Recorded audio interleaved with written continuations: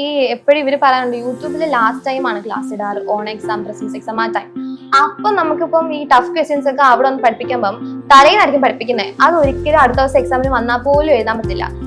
എനിക്ക് ഓർമ്മയുണ്ട് +1 ഫിസിക്സ് ഒക്കെ ക്രിസ്മസ് എക്സാമിന് കുറച്ച് ടഫ് ക്വസ്റ്റ്യൻസ് പ്രോബ്ലംസ് വന്നായിരുന്നു. ഞാനത് ആദ്യം മുതൽ ഈ ചാപ്റ്റർ PYQ ചെയ്യുമ്പോൾ അതിലുണ്ട് ഈ ക്വസ്റ്റ്യൻ.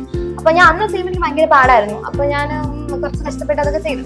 പിന്നെ വീണ്ടും ഓൺ എക്സാം ആയപ്പോൾ വീണ്ടും ഈ ക്വസ്റ്റ്യൻ ഞാൻ PYQ വീണ്ടും കണ്ടു. അപ്പൊ വീണ്ടും ചെയ്തു, എന്നാൽ അപ്പോഴും പാടാണ്. അങ്ങനെ ക്രിസ്മസ് എക്സാമിന്റെ തലേന്ന് സാറ് ചെയ്യിപ്പിച്ചു അത് യൂട്യൂബ് ലൈവില്. അപ്പൊ വീണ്ടും ഒന്നുകൂടെ ഓക്കെ ആയി. അടുത്ത ദിവസം എക്സാമിന് വന്നപ്പോ എനിക്കത് അത്രയും വർക്ക് ചെയ്തില്ല ആദ്യം മുതലേ. പക്ഷെ തലേ ദിവസം കണ്ടവർക്ക് അത് പറ്റില്ല.